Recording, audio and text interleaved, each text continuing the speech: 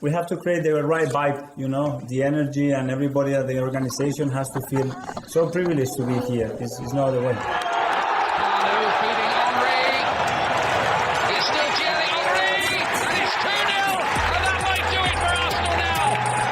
Thanks for listening to the Purely Arsenal podcast. Please follow us on Twitter at Purely Arsenal FP for all the latest Arsenal podcasts. Welcome to another edition of a Purely Arsenal sit-down podcast. We're here to take a collective breath after that enthralling 0-0 draw at the Etihad. I'm joined by two of my regulars, one of them not been here for a while. James Johnstone, how are you? Yeah, very good. Thanks for having me on. Top man, mate. Great to have you back. And, of course, Neil Shah is back with me. How you doing, Neil? Oh, we got James on, so I'm happy. Yeah, it's good, isn't it? Got to get him back. I almost overslept, but we got him. We found a way to get him over here, get him on here.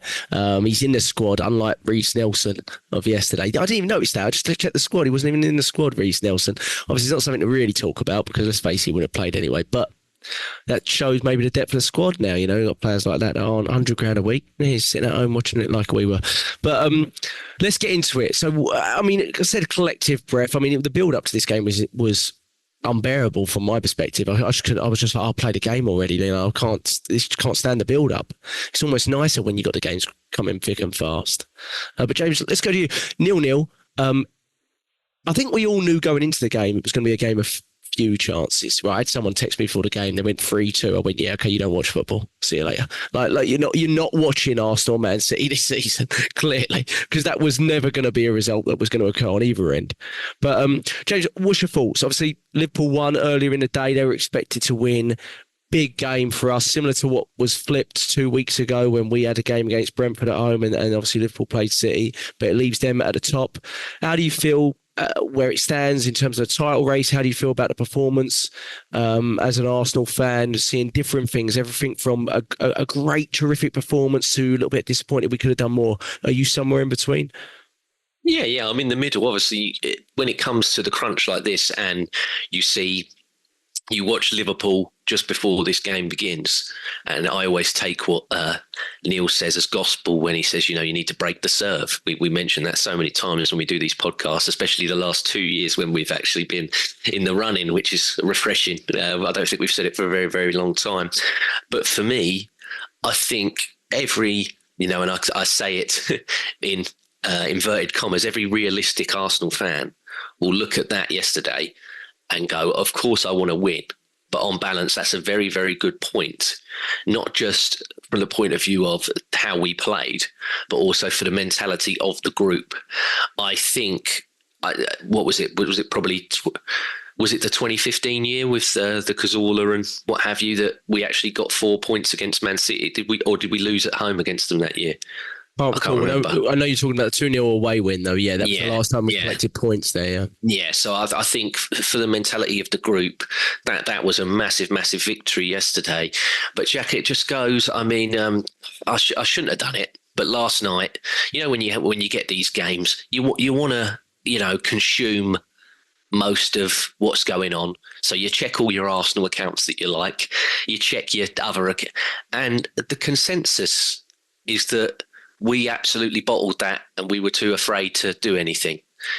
Well, it's like, hang on, because I've watched Arsenal now for God knows how many years. And when a team puts in a fantastic defensive performance, all I hear about is Arsenal are rubbish at trying to break these teams down. Now, they had De Bruyne, but, all we get told is how we beat them. Oh, this one weren't playing. Oh, that one weren't playing. Oh, this one weren't playing. So we finally had what I would say is our full-strength team against arguably their full-strength team. And we've got a guy who, let's put it right, is a record-holding centre-forward who broke a 30-year record held by another very, very good centre-forward called Andy Cole. And we've nullified him to no shots in 2 games. And yet it's all about how Arsenal were rubbish and how Man City should have absolutely decked us. Well, where's the praise and the plaudits apart from Arsenal fans? And yesterday, I think Theo Walcott and Roy Keane to an extent. It wasn't until Neville, funny enough, come in the studio that it was this whole, I think they should have done a bit more, etc., etc. But I thought yesterday, especially that second half, Jack, if you cannot be proud of a defensive performance, I think that's the best defensive game I've seen Arsenal play in God knows how many years.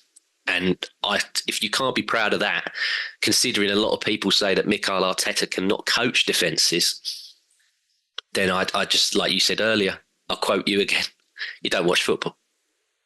Yeah, no, I agree. I mean, it's hard when you watch a game like that, Neil, because that is not the typical way that Arsenal play under Mikel Arteta. It's not. I mean, you could have argued it maybe 2-3 years back when he first started out that we were trying to play in some sort of format that was, being better without the ball, etc. But he has really taught us how to play without the ball. And you knew that if we had to play a game like this, that we were actually really, really quite well equipped and prepared for it. You've seen that in at times this season where even in certain moments in games where we're really able to sort of nullify the opposition, where in the home game to a certain degree, we did it at times against City, though I felt like we were the sort of side that took the onus in that game and created more. But Neil, with the players they had out, like James said, I don't like the narrative against sides where they say players were out. We had players out too, right? We had Martinelli would have started this game, was fully fit, out. Saka clearly wasn't fully fit.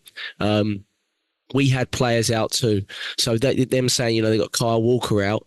Okay, there's one for them, but the player that wanted to go up against Kyle Walker was also out. So it's a weakness on both sides. I don't take the Johnstones one. He's out all the time. That's Thomas Partey. So it's the same thing.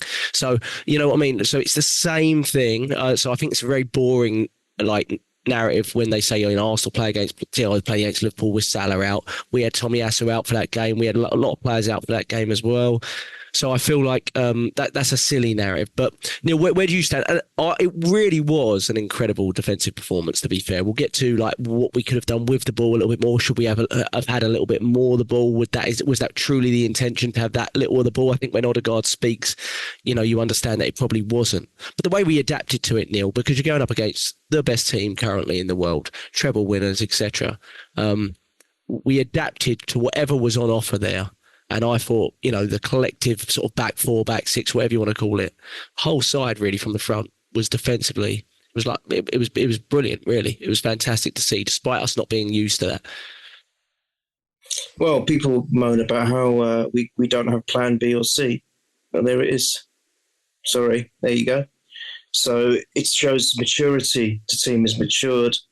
The experience and the attitude has all gone up to a different level compared to even last season where we were flying. That's the difference.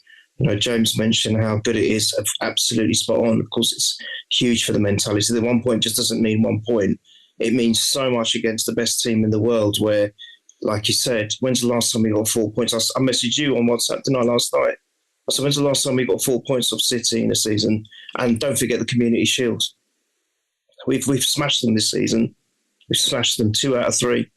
And the last 2 games, 2 shots on target in over 100 minutes of play against Man City, who are the goal machine. What does that tell you about how good we were? I actually really enjoyed that because it showed a different side to us. It's not all about scoring 5s and 6s, is it? It's about how you could adapt to a team who are just so good, so prolific at getting the ball in the net, and how you can manage that. We were absolutely outstanding. It wasn't just a defensive display by the brilliant Saliba, Gabriel, White. It was a defensive display by the whole team. And I just felt that, you were mentioning off air how many little passes, players like Jorginho had, but it was probably like that for the whole team. It was just a different type of game where I think it was set up to play like that. It was set up to maybe hurt them on the counter, which we probably could have maybe 3 or 4 times in the match. We had the better opportunities, ironically enough. And then if you compare last season to this season, the BBC, I don't know, James, you must have seen it, they put a great stat up on how the differences defensively between this season and last season. And the key one was against Man City. They scored 7 against us. This season, none. And shots on target, I think it was 15 to 2. That's the difference. That shows, people say, what's Arteta doing? If we don't win anything this season, what's Arteta doing? Arteta out. Hang on, there is evidence of progress, massive amounts. I think we're so much better than last season now. just looking at the defensive display and the off-the-ball movement that we're showing. I just, and having said that, although we were very, very defensive, just on one point, I think it was the Saka shot across the goal mouth where Jesus just missed it. That move started with a high line. All our players were high line, and they all were stopping Man City from coming out of their own half. Every single, about 7 or 8 players, and even Saliba ran halfway across the pitch to help out. And he actually even started that move, I think. It was fantastic. And it just goes to show, there were 2 or 3 great moments of football, more arguably after Trossard had come on.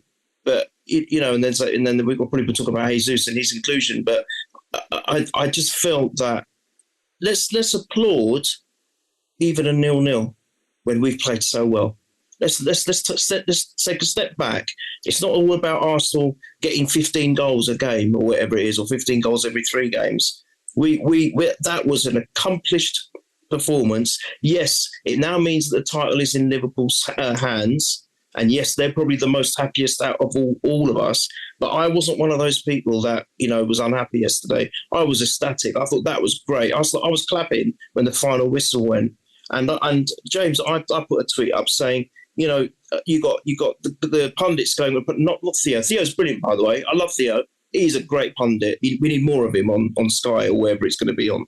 But, even Roy Keane would say, yeah, but look at their defence. They had this out. They had that out. Mate, they had Rodri back. They had De Bruyne back. 2 of their great playmakers, which we suffocated. Absolutely suffocated. And the Silva's there. Suffocated him. All of them. Haaland in their pocket. Gabriel's and Saliba's pocket. They shared him in both of their pockets. Unbelievably so. But, they're talking about their defence. Defence was all over the place. It was a makeshift defence. When's the last time that our team had a fully fit squad? It's been decades. We've always had players out, but no one ever mentions that, do they? As soon as Man City, we beat them once this season and got points off them in the other game. And it's like, oh, well, the first game they had these players out. This game they've had these players out. Just be quiet.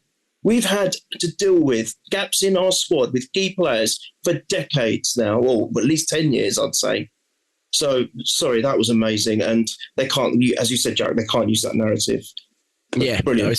They do it to get bait and reaction to Arsenal. Some of the stats, I mean, I said 57. I think it's 47 games since October 2021 against Crystal Palace when they didn't score.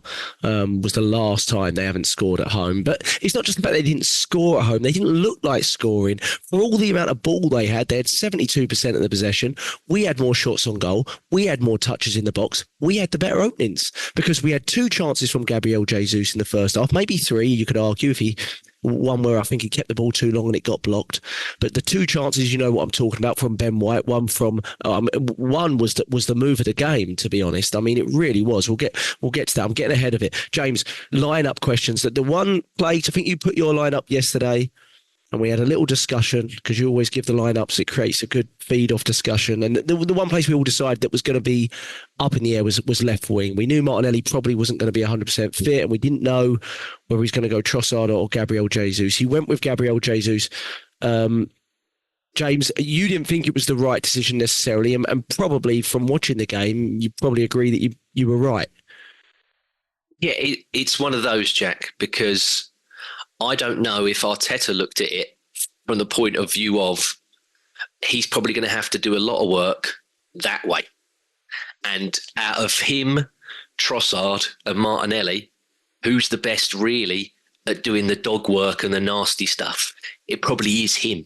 So I think in hindsight, Arteta's looking at it going, he probably missed them sitters, but I don't care because he ran his arse off and he helped. I mean, Kiwior yesterday was the first time in a long time where I'm like, you look uncomfortable here. You look like a kid that's been pushed off the boat, no armbands, swim back to, we're rowing the boat away, swim. Because he did, you could see there were, I wouldn't say fear, but there was definitely a few moments there with Kiwior where he was like, I'm being swarmed. Like they're doubling up on me. There's not enough space, help me out. And I will say he did that side of the game very, very well. But like I mentioned, I think him and Zinchenko, especially against Manchester City, just get too far emotionally involved. And I used to say it about when we had Danny Welbeck, and Danny Welbeck would play against Man City. He always tried too hard against Manchester City because he wanted to. For Welbeck? No. It was always City because it was because he wanted to score against. Yeah, he was like, I want to score against Man City, just to prove a point. Just to give it twos up to them, which. Again, is how I felt with Jesus, but the sitters were for me, and especially the one, we were screaming it in the WhatsApp when we were like, just shoot for God. I mean, Kivior, I thought was going to hit it first time. I thought he was going to blast it, but then he just held on and held on and held on, and that's the problem with me, is that we're talking about a 50 million striker with a number 9 shirt. Do you really want to come onto podcasts and speak and go, oh yeah, but he was brilliant defensively. For all intents and purposes, he was pretty much a left wing back in that game. Then he was a forward player. So that's the problem for me, is that we're talking about him, not in terms of what he did as a centre forward or as a forward attacking player. I'm talking about him as well. Yeah, he done really, really well defensively. Yeah, I mean, it's nice that you've got a player that if he doesn't score, he offers something else. Because we used to have players in that position where if they didn't score, that was it. You had nothing. They literally did give you nothing else. But he has got more facets to his game. It's just like I said, when you're in the running like this and it's as tight as everything. And I'm not trying to completely tank on him and the team, but for me yesterday, he really was just not up to the level that I expected for us to be in an offensive standpoint. And you can go to the other side and say it about Saka as well, but for me I didn't think Saka was fully fit. There was something, even though he took the break from England, Saka still just didn't look right to me. Whereas with Jesus, I'm like, he's had a more time out. He's had a longer break than Saka will ever have, and yet he's still sort of, in an attacking sense, looked a bit jaded to me. Yeah, I mean, you could look at it the other way as well and say it's his first start for quite a while since injury. What is his first start since maybe Nottingham Forest away, I want to say, off the top of my head. I don't know. I think it's spot on, yeah. So it's a big game to come back in after a long layout as well. The weird thing with Jesus is he flatters the deceiver in a way, because you watch him and you go, well, he had all our best moments in an attacking sense came through Gabriel Jesus, right? His ability to get on the ball, right position, whatever you want to call it. But then you also say, yeah, he kind of fluffed it. I actually think the first one from Ben White, there's not tons he can do about it. A lot of people say it's like a really tame effort, but kind of takes it down on his chest, takes a shot. Oh yeah, okay, it's a little bit tame, it goes just wide, but I'm not sure there's a ton more he can do with it. But it's the other two, the one where he doesn't get the shot off quick enough, and the one where he sort of cuts back and he sort of drags it wide, which is, you just watch it and go, wow, that was a really good move. Such good work from Ben White down the right, who I thought was fantastic. Again, obviously, I think the plaudits are deserved for the centre-back pairing, but I do think when Ben White was allowed to play a little bit, and I mean, in fairness, Ben White has been terrific since the turn of the year, but and I thought this was no different. I mean, Grealish was there, Foden was there, and you didn't know either of them were there. That's as simple as that, really. I mean, I don't recall Foden really doing anything in the game at all whatsoever. I don't even recall him being on the ball. So, I mean, that was, all credit to him there. But yeah, I agree. It's a hard one. I do think possibly Jesus was placed there to help Kivior defensively. I think it was a good argument that someone made that said, Kivior's not really played in a game of this level where we've won. I think the last one that he started in was Liverpool in the FA Cup, and obviously, he scored no goal in that and things like that. But since then, he's had a kind of meteoric rise into the team, and I do think he deserved to start, but he definitely looked shaky in those early moments in the game. You could argue, Neil, in the early moments of the game that we collectively looked a little bit shaky in the sense of not being able to get on the ball. And Odegaard, I think I said pre-podcast, he kind of alluded to the fact that the intention wasn't to have that little of the ball. Obviously, the intention was never for us to have 30% of the ball. But he said, we couldn't get out. We were struggling to get out. They were pressing us really high and regaining the ball very, very well. I guess my question, Neil, is we've had a couple of big away games this season where we've struggled to create a lot. But Newcastle away when they were in a sort of peak moment. Maybe you could argue Chelsea away to a certain degree as well, where until late on we didn't really create much. I wonder if this sort of pragmatism that we have, which is brilliant defensively, I do think this is an exception because of the side we're dealing with. But do you have any concerns? We've got Spurs away, United away coming up. Two big away games. Do you have any concerns that we maybe in the big away games offer a little bit too much respect to the opposition when it's a big away game? I do think this one might be an exception because the City are another level. But we've had a couple of instances like the Newcastle one, like the Chelsea one, where we've watched it and gone, it's not really the way we're playing, but we're playing in a way that's very much sort of solid, don't concede anything defensively. And sometimes I watch it and I feel like we could just be a bit more free-flowing in those games. But I don't know. What's your thoughts? No, I'm not concerned because I think if you look back at the Chelsea and Newcastle, you mentioned they were a bit earlier on in the season, weren't they? Yeah. And I think we were finding our feet a little bit with this new systems, and Arteta was definitely trying new things out. I don't know whether either of them were at the time where Partey was playing. No, he wasn't playing in either, I don't think. No, he wasn't. Okay, but I think it was still early on, and we've only really come and found ourselves, I think, at the start of this year. It was up until yesterday. It was 8 games out of 8 win. 8 wins in 8 games. So now it's 8 out of 9, and even in the other competitions, we've only lost to Porto once this year, which is if you look at the 2 major competitions that we're still in, which is pretty, which is some record really if you think about it. So I don't really have those concerns now. I think we will I think approach those 2 games in a probably more, familiar way to how we've been playing lately. This, as you said, was an exception. It was so huge on so many levels. It's arguably, I think it's probably was the most important game in our season and probably still will be. Even if we go on to win it, I still think this is key.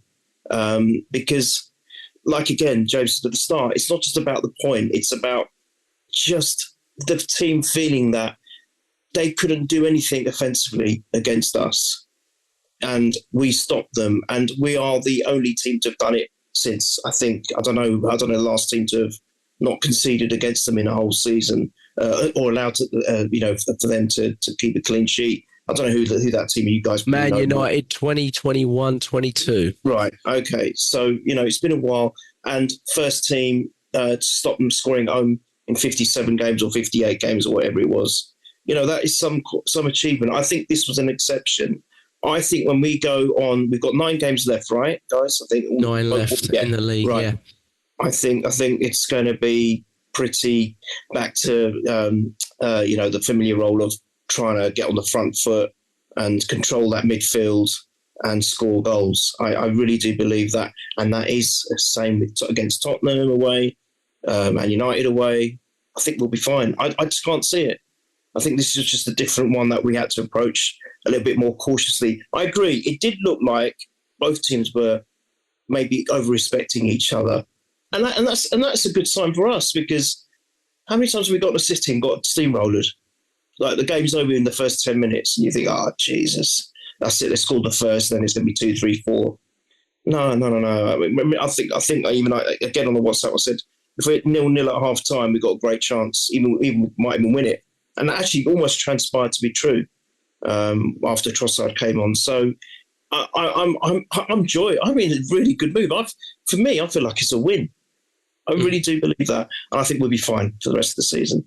Yeah, I mean, when you look at, a manager that has claimed that his player in Johnstone for the second year running is out injured, like a day before the game again, and he's had this player pull up after 9 minutes in an international game, all planned, by the way, because you don't pull up with an adductor injury 4 days before a game and then suddenly be fit enough to make the squad. So he's planned that.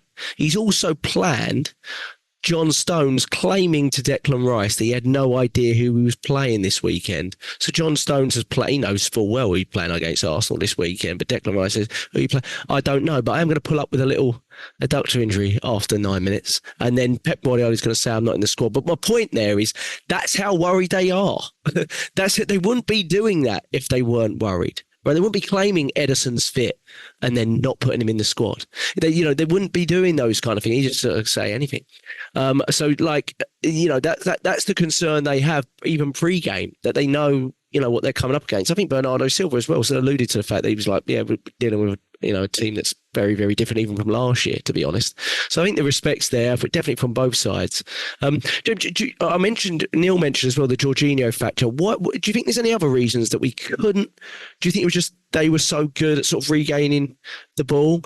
Or do you get a little bit concerned? I think we could have been a little bit better with our passing. I think Saka was a little bit sloppy, Odegaard a little bit sloppy, Jorginho couldn't get on the ball. But obviously you've got to give them credit too, because I thought Rodri was basically playing as a sort of second number 10 at that point. He was just sort of literally pressing everything. And it really required Rice to get back in there and create a double pivot, basically, which I thought he did really well. Yeah, but, I mean, if you're looking at it, Jack, I think you're spot on. But at the same point as well, when we played them at home, obviously they didn't have Rodri. Kovacic should have been sent off, but he got booked early. And that made him go, oh, can't really tackle now. Whereas in this game, they were, I mean, we'll touch on the only two bookings. My word. But both for time wasting from Arsenal. I mean, the Raya one's the ridiculous one. I mean, yes. Yeah, that second half corner. I know I keep touching on this, but Rodri grabbed Tomiyasu pretty much by the collar, threw him to the ground, and yet they got to retake the set. But I've never, ever seen that in my life. And as much as Rodri does things that are sensational, and you can argue he is probably the best in the world at his position, along with Declan Rice, I haven't seen a sports star at the elite level of a game commit so much crime since O.J. Simpson. I honestly, he gets away with everything, this bloke. Absolutely everything. I was in awe at the stuff the one where he crunches through Saka and he doesn't pull, and he don't even pull that back. Yeah. Do you think mental? I mean, just to be a little bit sort of play devil's advocate, do you think Anthony Taylor, who I did think had a relatively decent game for referees in big games, for us at least away, we get absolutely nothing when we go to away to grounds like Anfield and stuff like that. But I do feel he let quite a bit go, and you could argue it was against us a little bit in the first half. Oh, 100%. Specifically against Gabriel Jesus. You talk about the emotion again. From minute one, he's doing silly fouls, he's throwing the ball away. I mean, his booking, in fairness, was really ridiculous from him. I'm like, come on, already. They've already announced they're changing the ball boy rules. In order for you to grab that ball, it's very obvious now. You didn't just get thrown it.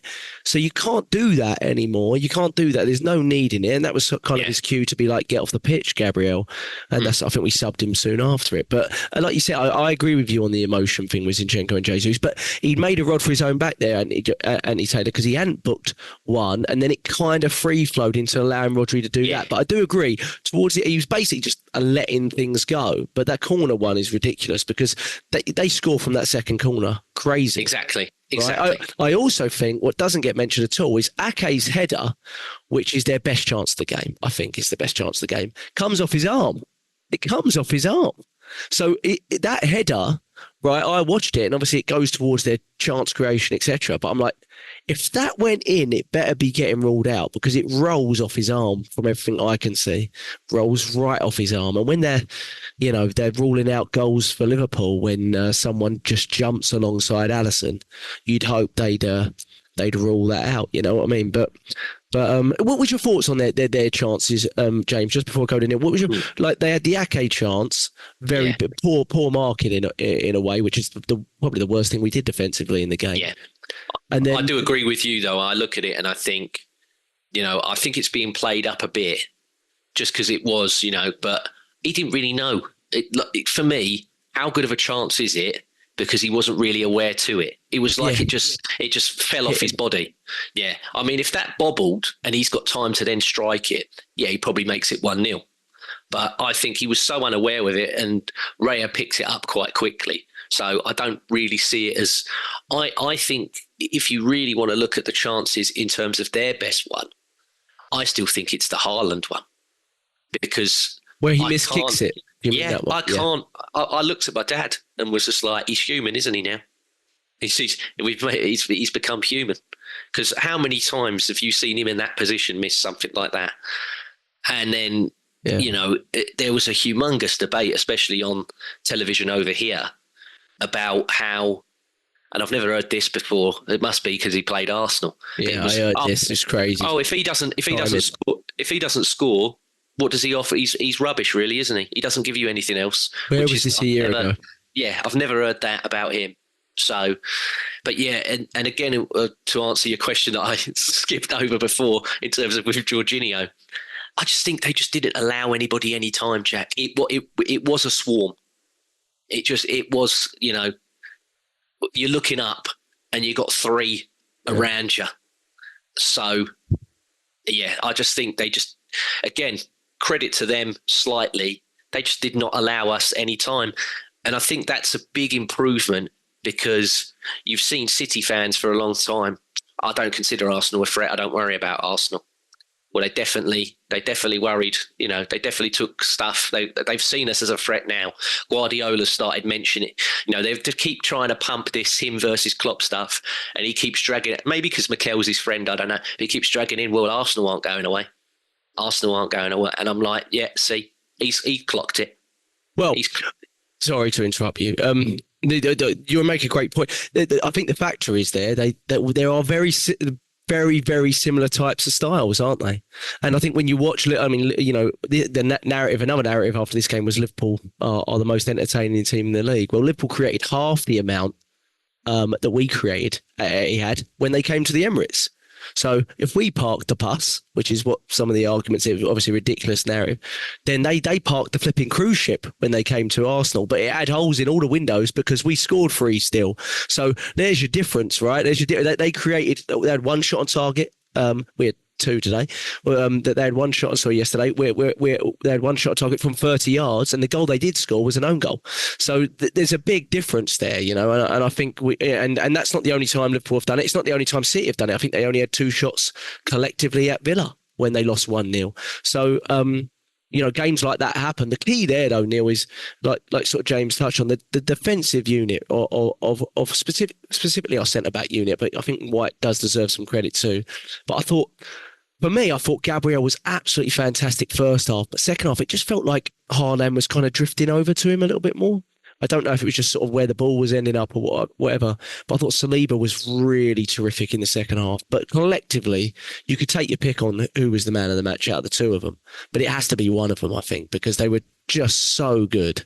And when you nullify a guy, like you said, Jay, who's breaking records all the time, scores out of nothing, you know, goal scoring records, etc., and he doesn't even get a sniff. And when he does, he completely misses the ball, but he doesn't even get a sniff for 2 games.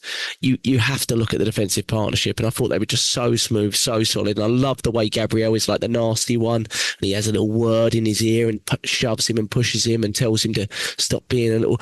Wasn't untying his hair much in this game, was he? Wasn't flowing along that goblin dreads in this game, was he? Wasn't doing any of that.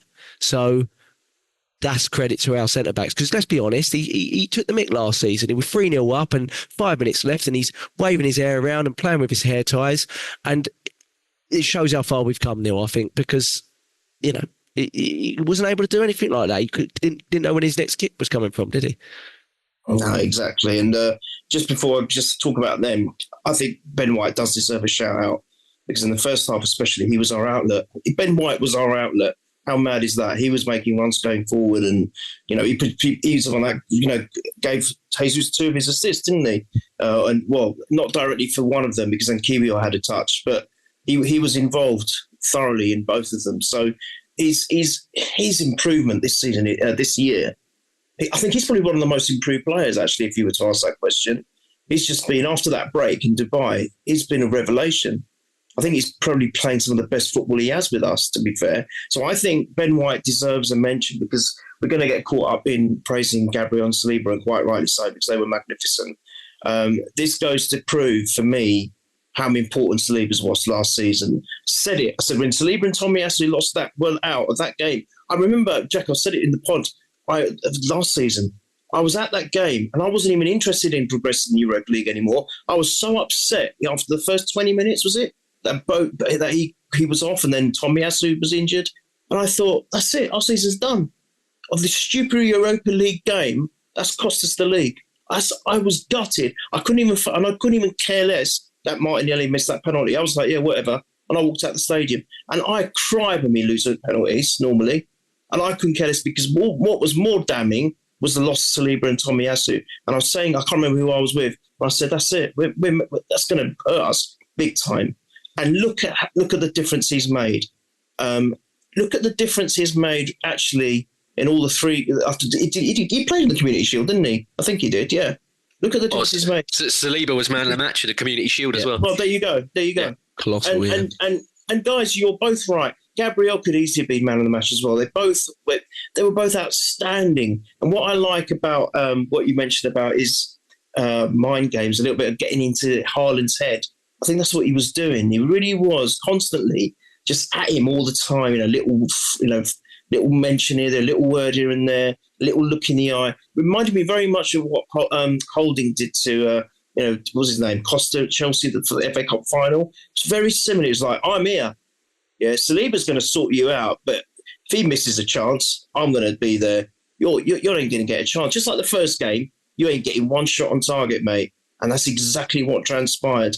They're going about this cyborg, 50 goals per season, record breaker. Yeah. I remember I said in the pod, remember, James, I said, but he ain't faced Saliba yet. And look at every time he's faced Saliba has rose above him. He's risen above him, essentially. And he's just nullified the man completely. I think, people keep saying that Saliba ain't world class. That's a lot of nonsense. He's going to become one of the greatest defenders, of this era, I think. I really do believe it because he's so calm. But he, at the moment, is lucky because he's got such a great foil in Gabriel. They're so different, but they work so well together. We are very, very, very lucky at the moment to have both of them in our team, fully fit. And I hope it stays that way till the end of the season because they are going to be instrumental in helping us lift that trophy. They really are.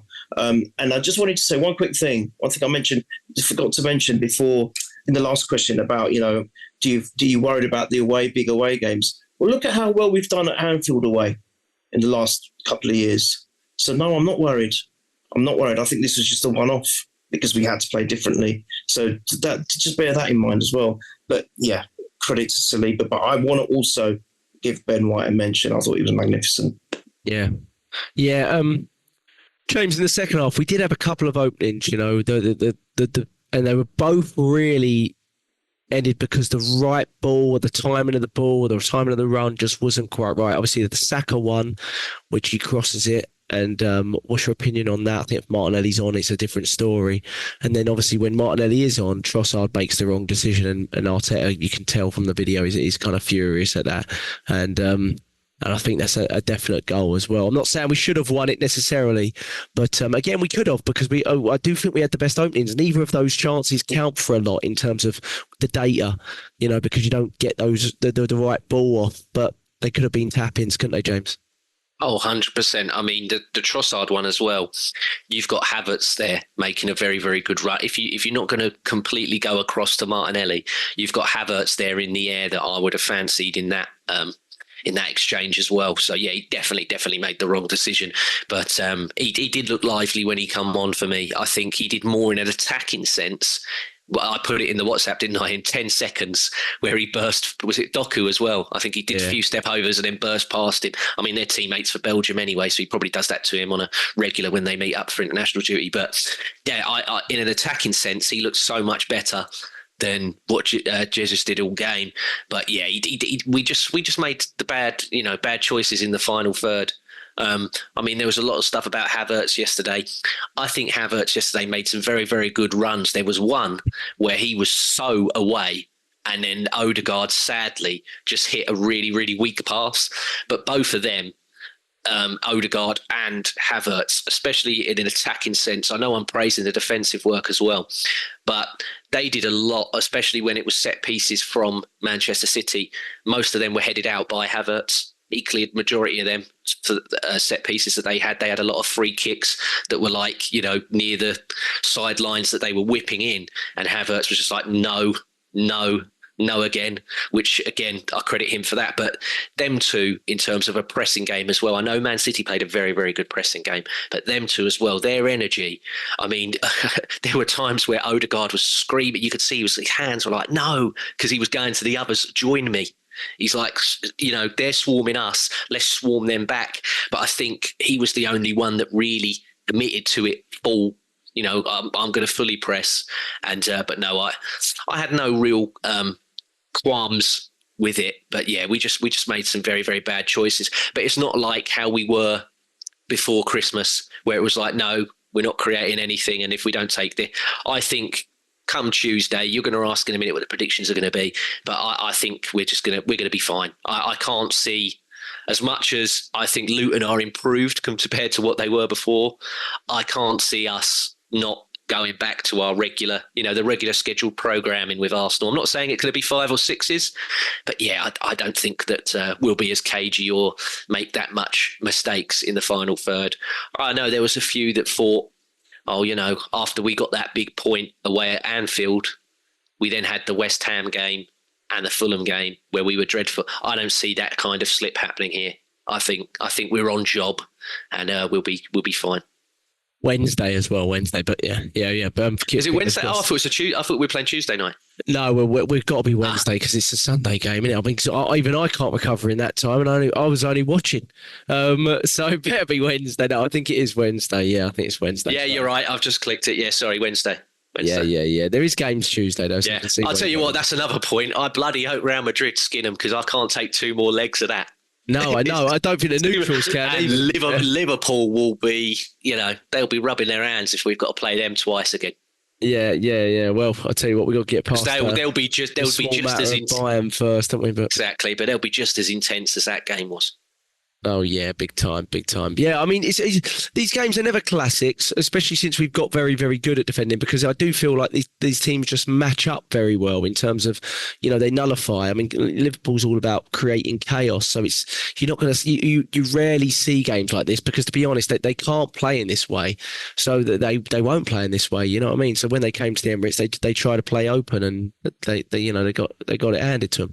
So like that, that's true though. They can't really play. They're not going to play in a defensive way or in a counter-attacking way like that because that's not really their style, is it? But Neil, just to go on, a couple of things. What did you think about the substitutions and the timing of them? I was a little surprised Partey and Tomiyasu were the first ones, but in hindsight, I do kind of understand why Jorginho was kind of less effective than usual in the game in terms of his build-up play and getting on the ball. I think they really focused on just trying to be really harass him as much as they could, not let him get out. So he often had to play the ball backwards, or we just couldn't give the ball to him. And when you see Jorginho doing those backwards runs where his arms and legs go all over the place because he can't catch someone, which he did in about the 50th minute, you can tell that's the time to get Jorginho off. He did it against Porto in the home leg. I don't know if you remember. He started doing that, and then Martinelli and Ramsdale kind of laughed at him. And that, I think that's his signal to the bench that I'm done now. My calves are gone, kind of thing. And I saw it, and I was like, yeah, get him off. And then we got Partey and Tomiyasu. What were your thoughts on their performances, Neil? Because those are the two kind of players that we are going to need at some point in this running. Two players that you could arguably say were starters at this point last season. And that's how much the squad has progressed. Because now starters from last season are now coming on as bench options. We're not looking at younger players necessarily. But how important do you think that was, and how do you think they looked? I thought Partey looked less rusty than we saw 2 weeks ago, to be honest. He looked a little bit more comfortable on the ball, a little bit fitter. What were your thoughts?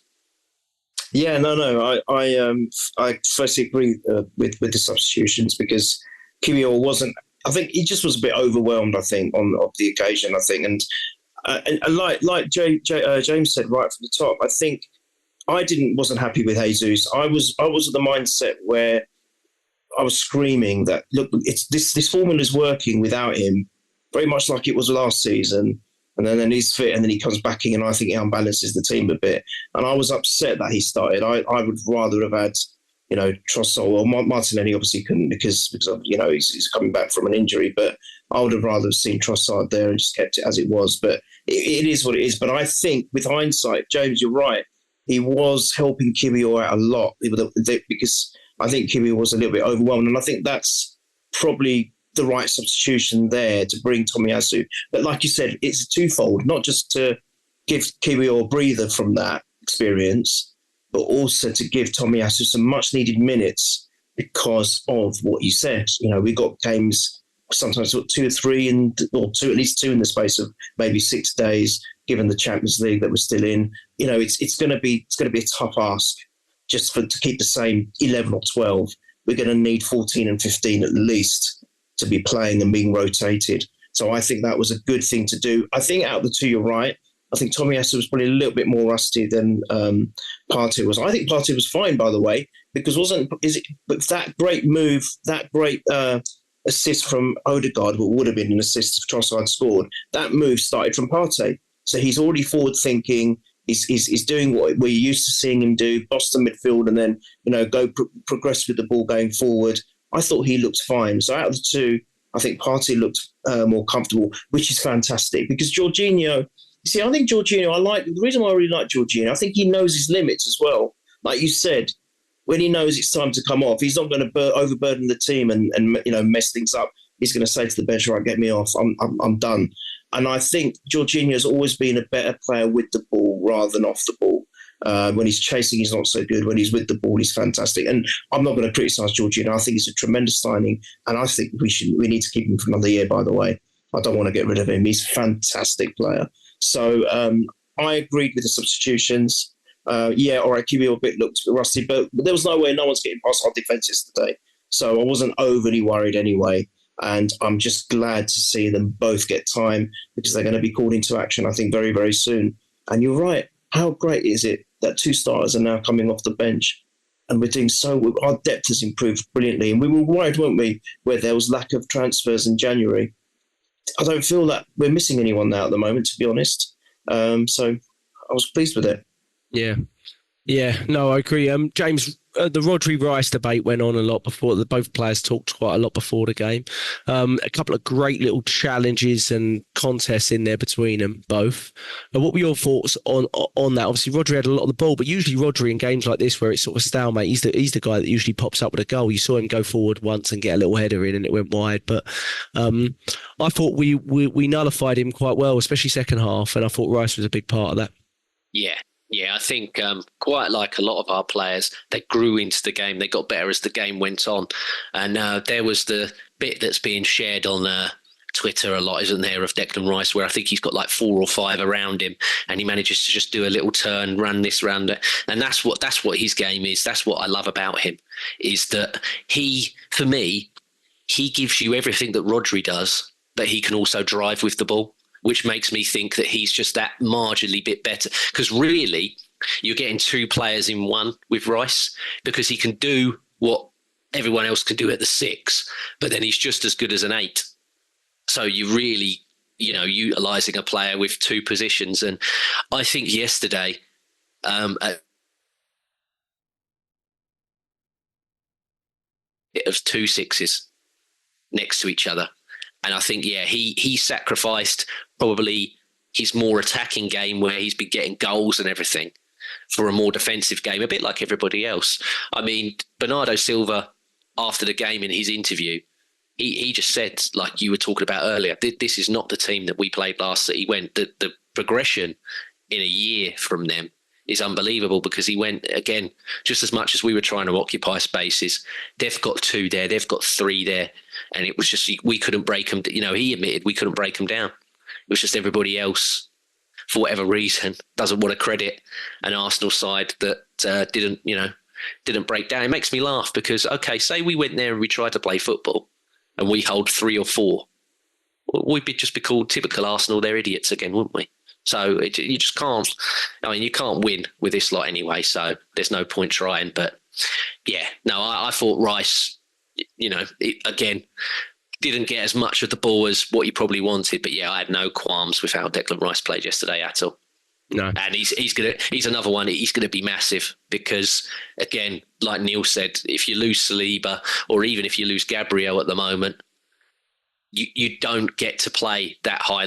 We will drop another 10 or 15 yards back, and I think that invites teams to come and have more of a go. You could see it when Holding come in last season.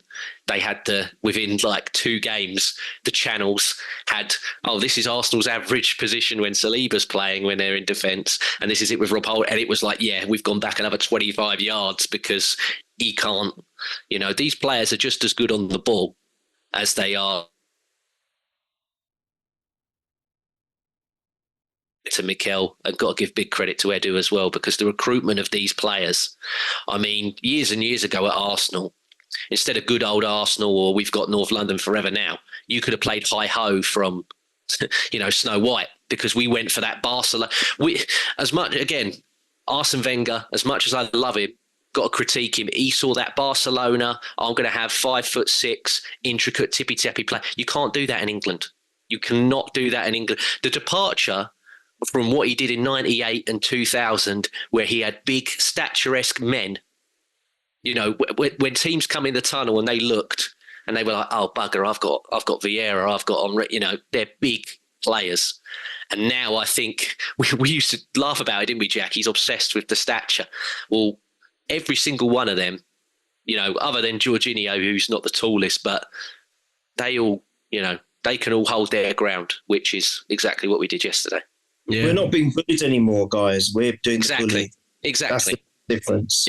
Yeah. And what was really good was that when they had more possession, we dropped deeper. We just didn't panic. Even there was points where they had the ball in and around the box, and they were you could tell they were looking for a little nick or a foul or something to just drop to the floor, and we just didn't panic. We just stood up to them. If they turned, we turned with them, and we just didn't make errors. We just didn't make errors. We weren't making any silly errors. We weren't, and like Mikel said at the end of the game, if you can't win it, you've got to be able to lose it. I thought you got to make sure you don't lose it. And I thought his quote about they went, how do you cope with being without the ball for so long? And he went, well, you've got to make sure you've got players that love to defend and are willing to watch 30, 35 passes without losing focus on what their job is and stuff. He said something like that. And I was like, well, that's really interesting, because not every player is like that, right? I mean, you've got to really make sure you've got the right type of player. It doesn't matter how good you are on the ball. We've had players in the park great on the ball, but without it, they go absolutely no. Aaron Ramsey was one of them, right? On the ball, going off if you're going forward, Aaron Ramsey bust a gut. You're going backwards, he wouldn't be anywhere to be seen, would he? And that was the problem, And we've had players like that before, but it's amazing to get a collective unit that's just so disciplined in that sense, but at the same time can do the opposite of the game when it's there for them and there for the taking. I think he missed one trick. If I was in hindsight, I think the one issue I had with his substitutions, if I was to look back at it now, was when he did bring Martinelli on, he should have played him on the left. I don't understand. I've never ever seen Martinelli play well on the right under Mikel Arteta. Tell me if I'm wrong. And I think he should have just moved Trossard over there. If he was going to take Saka off because he got fatigue, he should have just moved Trossard over there, because right back was Rico Lewis, and there was gaps. I mean, look at the chance Trossard had, for example. There was gaps, and I can't even recall Martinelli really touching the ball. And I felt we missed the trick there. If we were going to have one sort of outlet, it should have moved him out to the left. And I felt that. Well, I put in the WhatsApp, didn't I? I was like, oh, is he going to put Martinelli down the middle? Because I thought to myself, maybe Havertz, when he come to the show, he was a right winger. So for Leverkusen, all his best games and everything that got him the move basically was what he did on the right hand side. So there was part of me that thought, oh, okay, you're going to shift Havertz out there so that when Raya does get the ball, he can ping somebody and either he can turn and lay it off to Martinelli to run, or he can run and then lay it off to Martinelli himself. But yeah, I'm with you. I'd never play him on the right-hand side. For me, Martinelli's either on the left or he's got to go down the middle. I do believe eventually sad. I mean, fingers crossed it's for our club, but I think eventually this guy's going to go down the middle. And just as much as we wax lyrical about Haaland, I think this guy's going to be an absolute goal scoring machine when he finally moves down the middle. Yeah, I just hope it's for our club. Yeah. Hopefully, yeah. It was that one was an interesting one, but also, you could tell by the timing he probably wasn't fully fit or hadn't trained enough to be fully fit, one or the other. So hopefully there's a start there for him on Wednesday. Hopefully. Oh, he'll go back. Yeah, he'll destroy on Wednesday. You watch. Yeah, fingers crossed. But look, we've got 8 points out of 12 against the top three, City and Liverpool. Undefeated in terms of those games. So I think people, I heard like you, Gary Neville, saying, you don't know if this is until the end of the season. He said, Arsenal need to go and win to win the league today. I think a few other Arsenal fans have said that. Neil, where do you stand on that? Personally, my personal opinion on that is, if we don't win the league, it's not going to be based off the fact that we got a point and not 3 at the Etihad. I think that's a ridiculous assumption. It might be based off the fact that you lost at home to Fulham, or you didn't beat West Ham at home. You could look back at those games because those are games that you really should win. You lost away to Fulham, but you're not going to look back at the fact that you picked up a point at Anfield rather than 3, or you picked up 1 point at the Etihad. I think that's a ridiculous way of looking at things, especially when you look at it when Man City have picked up, I don't think they've won against the top 6, have they, this season, or top 5, sorry, this season? I don't think they've won a game. Yeah, they've not won a game. Liverpool haven't won away against City, lost away to us. We're top of that league. Lost away to Spurs, yeah. So, I mean, it's not based on games of teams around you in the top of the league. That's not going to be what it's based off of. No. So, but I guess my question, Neil, is where do you think it leaves us? Where do you think it leaves us in terms of the title race? Obviously, we've dropped down second. It's now fully in Liverpool's hands. They have the easier running on paper. They also have, they don't have Champions League football. So the fixture list is the kindest to them. So you'd argue this is probably a really sort of good weekend for them. But there's 9 games to go. So what's your thoughts? Well, yeah, they are the winners of this weekend. You can't, when they played Man City and they drew and we won, we were the winners, weren't we? It's swapped. I look, if Liverpool go and win their last 9 games, there's nothing either City or us could do anything about it. There's nothing we can do. If they do that, that's it, done, job done. Doesn't matter if we win all our games. If we score another 100 goals, it don't make any difference. If they get through 9 1-0 wins, they win the league. It's as simple as that. But I think there's more twists and turns to come, and I think they were saying either on Sky or Match of the Day, they were saying that it's going to change literally every week. It's going to keep manoeuvring, and I don't mind being not at the top. I always find that when we're at the top, there's a certain expectation and there's more pressure. I don't mind just being a little bit below, and then maybe the last 2 or 3 games we just do the business. And look, we got Everton at home as the last game, 1998, just ringing to me. It's just singing my tune. Yeah, we're going to repeat, and it will be the last goal will be, it'll be a pass from Gabriel to Saliba running up the front, and it will just do a Tony Adams. That's all I can see. That's my vision against Everton at home. It'll be magical. Trust me. I look. I think we've got as good as chances as Liverpool and Man City have got. I don't think it means anything at the moment that they're 2 points ahead. It really doesn't. I don't really see Liverpool winning 9 games on their remaining 9 games. Could happen.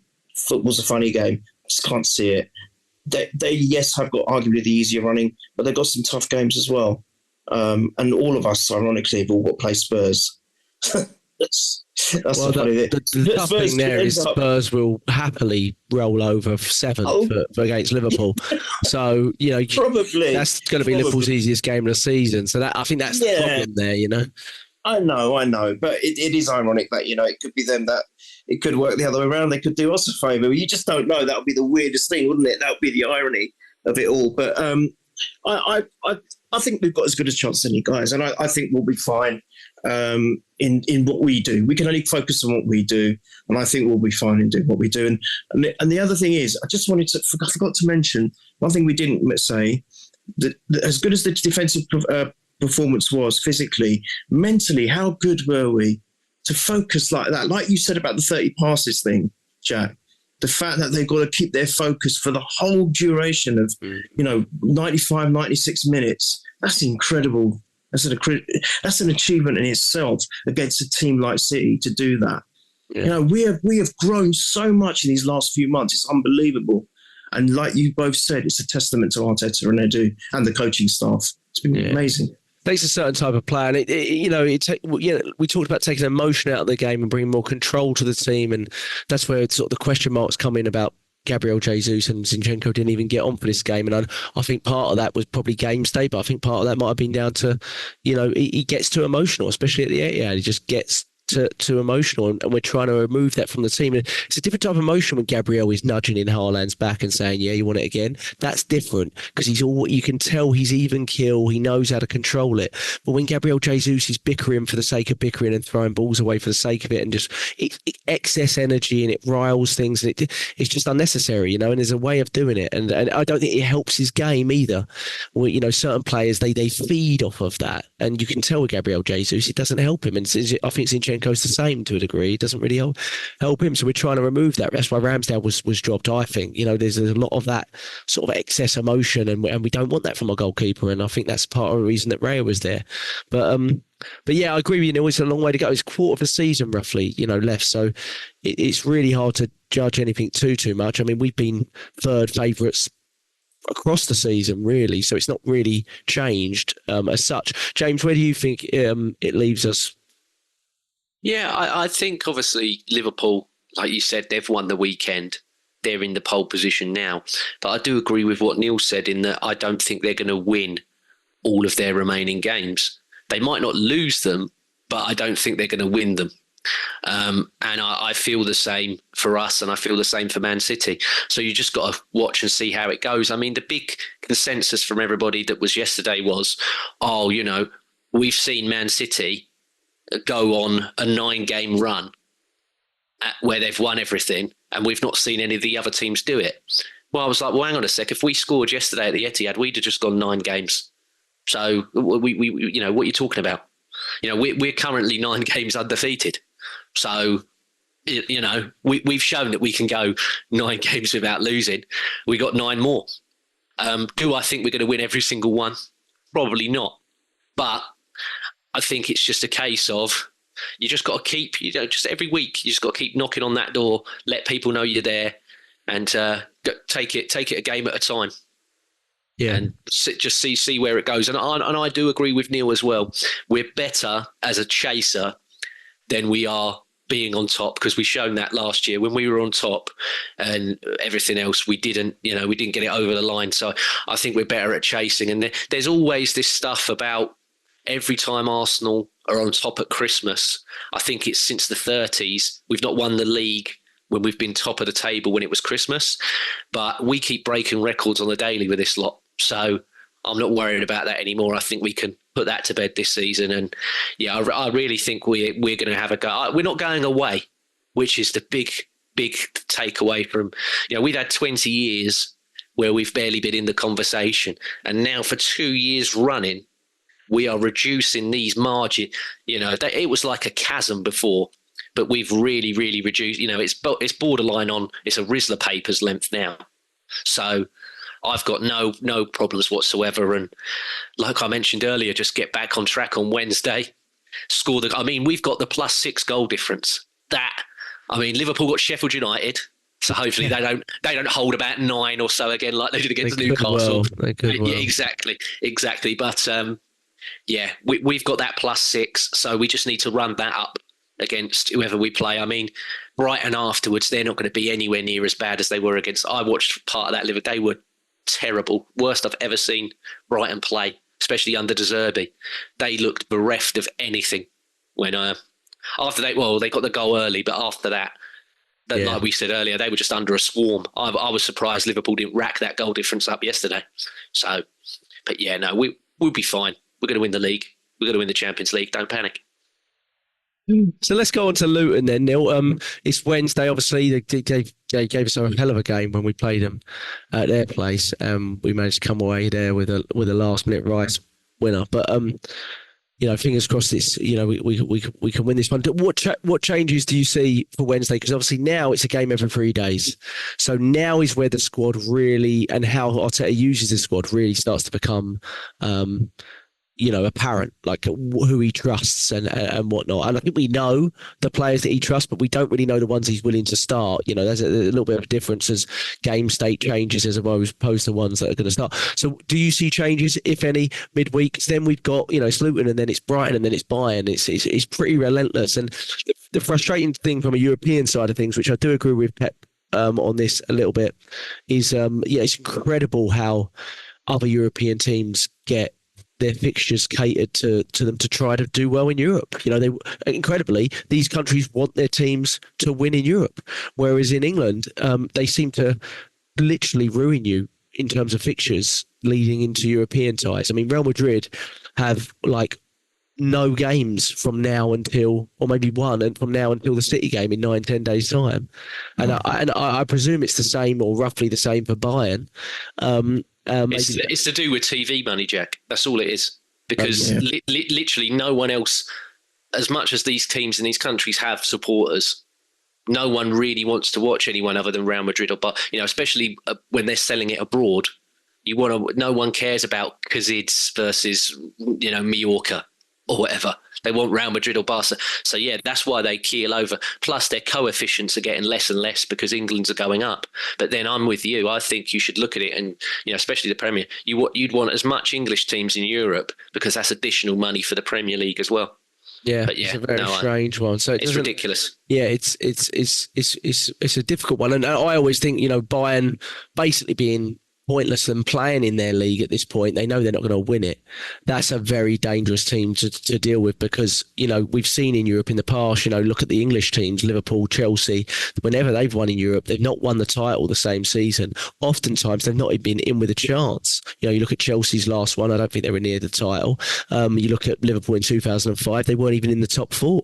So, oftentimes these teams, when they're just able to just focus on one game coming up, when they've got the squad to do it, they can be far more dangerous than teams that are playing week in, week out to try to fight for something domestically. But Neil, sorry, I ran off track, but what's your thoughts on Luton? Any changes that you'd make, and what's your scoreline for the game?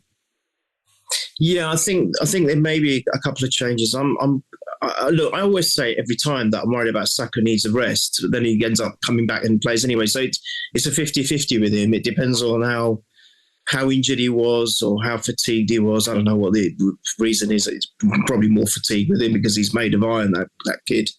But, there potentially could be a change with him, but will that happen? Not sure.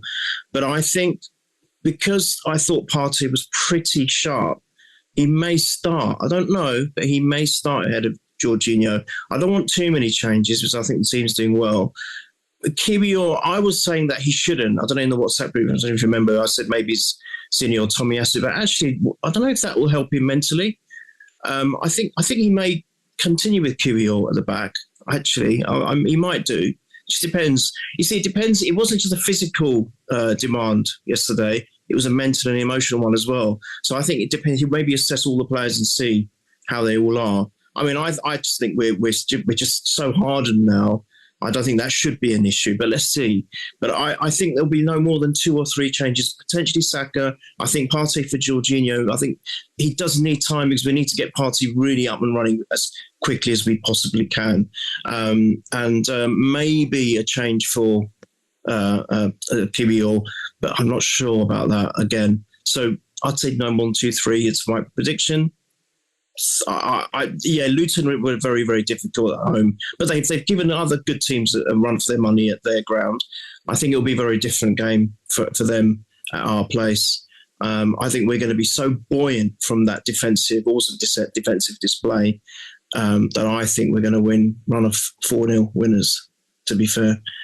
Yeah, I think it's going to be 3. 3 or 4. I'm going to go with 4, and I'm going to put my money on Odegaard scoring the first goal.